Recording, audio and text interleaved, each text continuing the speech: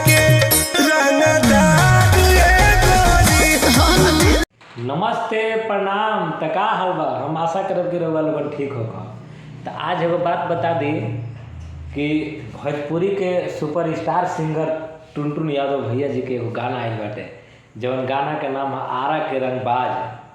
Hello music पर आइल बाटे ये गाना, और गाना बहुत धमाकेदार ये गाना बाटे। ये गाना के राइटर बाड़े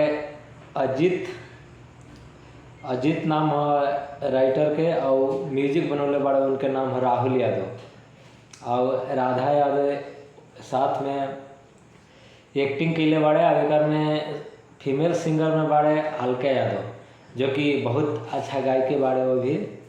तो रउआ लोगन हेलो म्यूजिक पर जाए अभी टुनटुन भैया के आरा के रंगबाज गाना के रउआ लोगन सुनी और अपना प्यार आशीर्वाद बनाया भैया के दी। और हमारी भोजपुरी भी जानकारी के रउआ लोगन सब्सक्राइब करिए और ज़्यादा से ज़्यादा शेयर करिए।